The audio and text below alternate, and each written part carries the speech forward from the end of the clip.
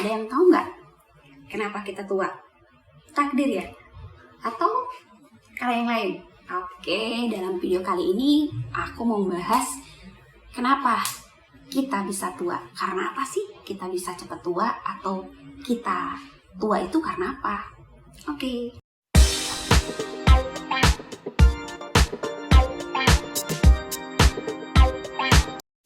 Halo, Assalamualaikum warahmatullahi wabarakatuh. Saya Dr. Susan Tristianti, saya dokter anti-aging medicine. Dalam video kali ini saya akan membahas mengenai proses penuaan terjadi karena apa ya? Oke, jadi proses penuaan itu terjadi karena dua hal. Yang pertama adalah faktor internal, yang kedua adalah faktor eksternal. Internal itu yang terjadi dalam tubuh kita sendiri. Jadi biasanya itu karena satu, hormon kita turun. Yang kedua karena radikal bebas. Yang ketiga karena metilasi, apoptosis atau proses dari glikosilasi. Itu adalah proses biokimia yang terjadi dalam tubuh kita. Terus juga karena faktor genetik. Bisa juga karena sistem kekebalan imun kita yang turun. Jadi ada beberapa penyakit yang memang mengenai sistem imun. Jadi secara tidak langsung dia akan terjadi proses penuaan di dalam tubuh sendiri. Terus juga faktor yang tidak kalah pentingnya dan sering kita abaikan adalah faktor eksternal. Faktor eksternal itu sebenarnya banyak banget.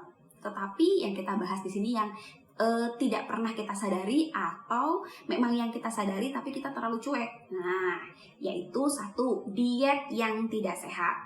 Jadi kadangkala kita itu makan karena cari enak. Jadi makan itu karena cari enak.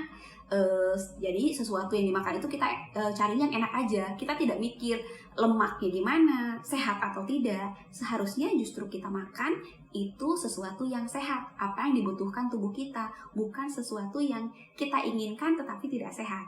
Oke. Terus juga karena gaya hidup. Gaya hidupnya tidak baik. Gaya hidup tidak baik itu apa?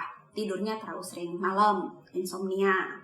Terus insomnia karena sering nonton gadget kemalaman atau main komputer sampai malam atau main game sampai malam sampai pagi. Nah, itu juga mempengaruhi. Terus juga tidak pernah olahraga. Nah, itu juga ngaruh. Tidak pernah olahraga, sudah tidurnya malam, dietnya nggak bagus. Ya, itu pasti akan lebih tua dibanding umurnya. Terus juga polusi. Polusi itu ngaruh. Jadi kalau bertanya ke saya, dok, polusi itu ngaruh ya buat membuat kita cepat tua? Iya, karena polusi itu lama-lama bisa jadi juga radikal bebas ke dalam tubuh. Jadi asalnya dari luar, tapi bisa jadi ngerusak yang di dalam. Jadi dia lebih sering ngerusak dua-duanya, dari dalam dan dari luar. Terus juga stres. Jadi stres ini sebenarnya kalau mau diceritakan, ini adalah faktor yang kemana-mana itu pasti efeknya nggak bagus. Karena ke muka sendiri nggak bagus, terus kepenuaan di dalam tubuh kita sendiri tidak bagus, karena stres yang berlanjutan, stres atau kesedihan pun yang terus-menerus, justru itu akan menyebabkan hormon kita yang tadinya baik akan menurun semua, dan itu tidak bagus. Jadi kalau stres, saya selalu bilang ke pasien saya, selesaikan kalau itu bisa diselesaikan, dan ada jalan keluarnya. Kalau tidak ada jalan keluarnya atau tidak bisa diselesaikan, berdamai dengan stres itu. Tapi kalau memang stres itu kita bikin sendiri, nah, jangan lagi bikin lagi hal tersebut biar stres itu hilang. Paham ya?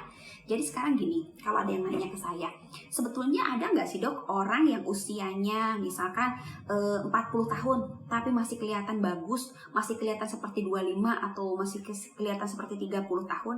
Ada. Berarti memang dia bagus untuk menjaga tubuhnya agar tetap terlihat lebih muda. Berarti ini pasien atau orang ini menjalankan anti-aging. Jadi anti-aging itu adalah anti penuaan dalam arti tetap kelihatan bagus, tetap kelihatan optimal padahal usianya sudah tidak muda lagi. Jadi sebenarnya kita bisa menilai terjadinya proses penuaan itu dilihat dari usianya.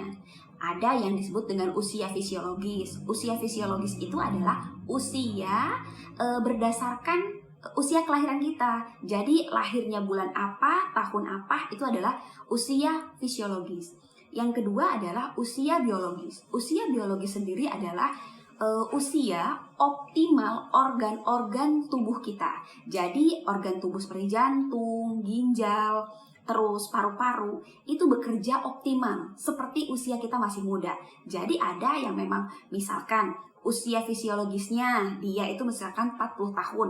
Tapi kelihatan ketika diperiksa semua fungsi dari organ vitalnya, loh kok kelihatan umurnya seperti umur 50 tahun? Ada nggak seperti itu? Banyak sekali. Jadi ada juga yang misalkan dia usia fisiologisnya itu 38 tahun atau 39, tetapi usia biologisnya terlihat seperti 28 tahun, terlihat seperti 25 tahun. Justru itu yang bagus. Jadi sebenarnya sehat itu pilihan. Muda itu juga pilihan. Dalam arti pengen terlihat muda terus, pengen terlihat sehat terus, pengen terlihat